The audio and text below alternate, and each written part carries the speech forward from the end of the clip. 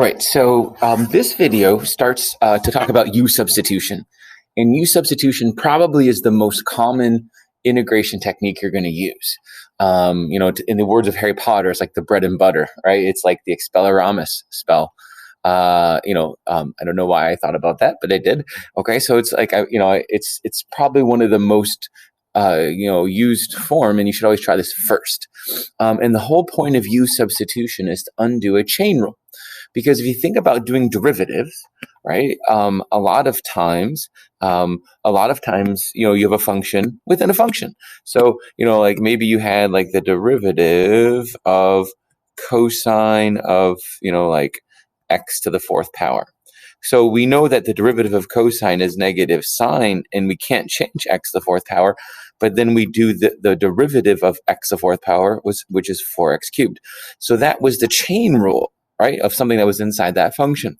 Well, if I need to put it back together, if I need to put it back together, it's like through an integral, if I wanted to integrate negative sine of x to the fourth power times 4x cubed, like I know that all of this together really came from cosine of x to the fourth, right? Antiderivative undoes that. But if you're not doing the derivative and then immediately doing the antiderivative, you may not know what the original function is. So U-substitution is a good way to do a temporary variable to kind of see, okay, what's your main function? And then is there someone else's derivative sitting there? And like I said, U-substitution it helps you undo a chain rule, which was in the derivative. Okay, so a lot of times you're going to see a product, because think about a chain rule. A chain rule is that you immediately would have multiplied right after that function.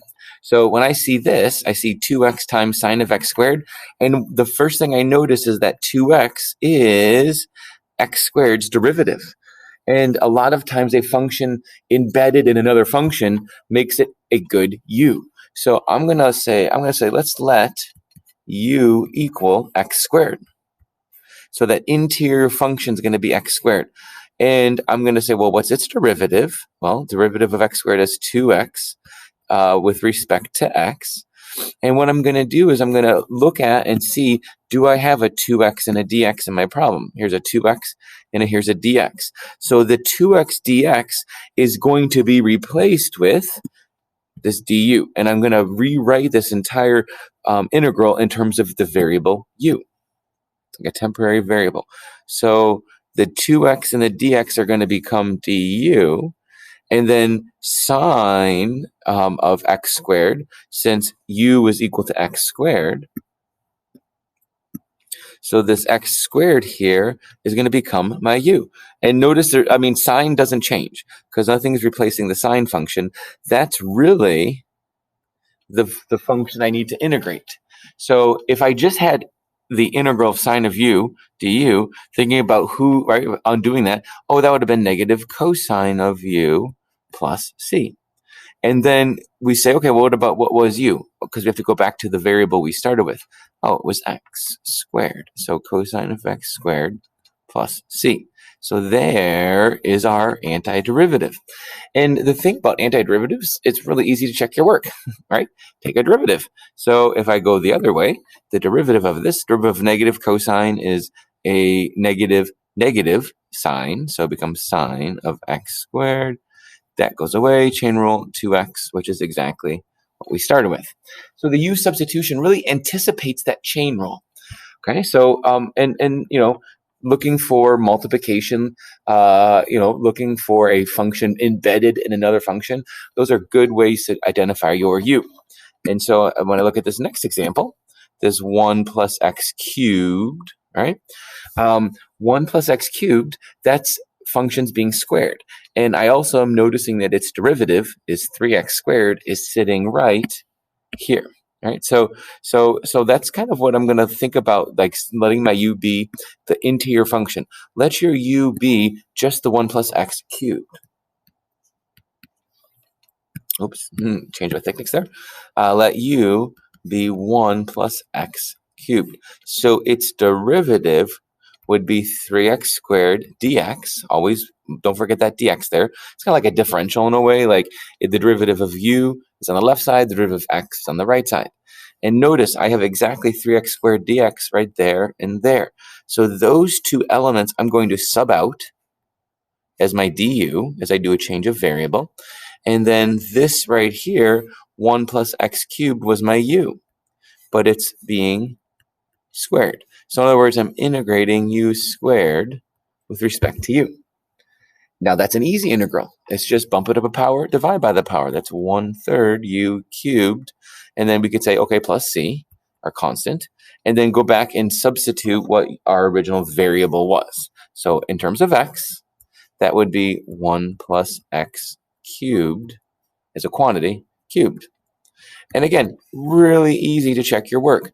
Do the derivative, right? So if you do the derivative of this, the 3 comes down to there, and that cancels. And so we just have 1 plus x cubed to the second power, chain rule, 3x squared, and then the derivative of constant goes away. So, U-substitution, some key things is look for a function within a function and look for that multiplication.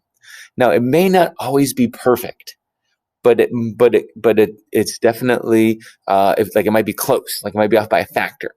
So that's okay. Then you can manipulate the du step to make it line up perfectly, and I'll show you what I mean. So in this next example, I definitely think that a u substitution is appropriate because I've got a function within cosine, and the derivative of x cubed is 3x squared. That's close to 6x squared. It's just off by a factor of 2.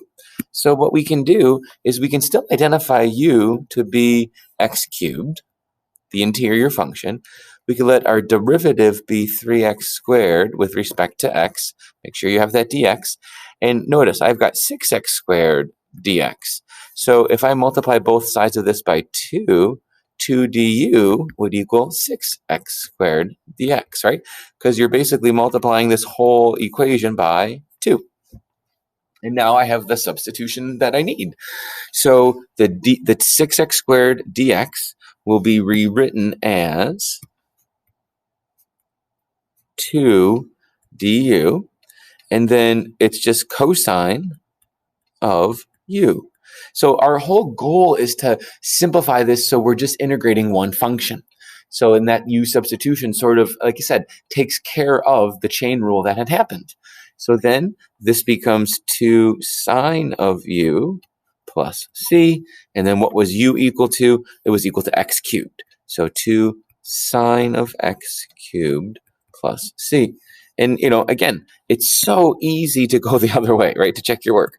So if we did the derivative of this, it would be 2 cosine of x cubed, chain rule, 3x squared, and that goes away. And 2 times 3 is equal to 6x squared. So, like I said, still a good indication that the function within a function should be your u. Okay, example 4, same idea. Like that this right here is a function within square root. So if I let that be my u, let u equal 4x squared minus 1, the derivative is 8x dx. And we're close, right? We have a 2x. We have 2x dx. So our job is to scale 8x down to 2x. So if we multiply both sides by a fourth, that would do the trick. So I know, oops, sorry, let me do that. That's okay. So I know 1/4 of du is equal to 2x dx. So as soon as I get my 2x dx here, right, 2x dx, I can replace it with 1/4 du. So again, we're kind of translating this down to, to the variable u. And then the square root is the function that I'm trying to integrate, and everything that was underneath the square root is just called a u. So when I integrate this, so 1/4, remember the square root of u is the 1/2 power. So we can just bump it up a power and divide by that power. So that's 1/4 u to the 3/2 divided by 3/2 plus c. Now dividing by the 3/2 is the same thing as multiplying by 2/3. And then we still have that 1/4. And then u to the 3/2, like I always think about u to the 3/2 is like u square root of u, because you get the whole power plus half power more, and then u is equal to 4x squared minus 1. If you left it as a 3/2 power, I'm okay with that too. That's 2/12 or 1/6. 4x squared minus 1 to the 3/2 power plus c. So I kind of went backwards. I just put it right back together because, to me that looked cleaner than having a quantity 4x squared minus 1 times the square root of 4x squared minus 1. Either way. Now, sometimes, just like we have sneaky chain rules, sometimes there are sneaky U-substitution rules, or you might not realize you need one, but here technically you do, right? Because 2x is more than just an x. So, I would say, okay, let u equal 2x. Its derivative is 2 dx, and notice we just have a dx, or like a 1 dx. So I need to multiply by 1/2 to get that to line up. So 1/2 du is equal to dx. So then, so now this problem becomes the integral of 1/2, here's my du, and now it's sine of u. And then the antiderivative of sine is negative cosine plus c. And then what was u? U was equal to 2x. So be careful. Anytime that it's something other than just an x, it needs a U-substitution. Okay? Case in point, right? Same thing, 8x, right? So let's let u be 8x. So du is equal to 8 dx. 1/8 du is equal to dx. So then when I integrate this, go to this color here. So it's secant. Oh, sorry. First, I need to make sure it's 1/8 du, and then it's secant squared of u. Now, secant squared, that's tangent's derivative. So antiderivative would be tangent of u plus c. And so that's 1/8 tangent of 8x plus c. Excellent. And so we might as well do one more here in this video, at least example 7, and then we'll go back and look at bounds. So I've got tangent squared times secant squared. And so again, recognizing, wait a minute, it is a product, and we want to think about, okay, secant squared is tangent's derivative. But remember, this is tangent squared, which is okay. So, right, I mean, technically that's tangent of x as a quantity squared. So there's my inner function. Tangent here actually is the inner function. So let's let u equal tangent of x. Just tangent of x. Its derivative is secant squared, so it's perfect. Dx, because I have a secant squared dx right there. So then this becomes the integral of tangent, which is u, squared du, right? Because we only let u be the tangent, and tangent squared, so really the function, the outer function that I'm integrating is actually a quadratic, right? So the integral of a quadratic is a cubic, so it's u cubed over 3 plus c, or 1/3 u cubed plus c. And then again, what was u? U is equal to tangent. So I could leave it as 1/3 as the quantity tangent of x cubed plus c.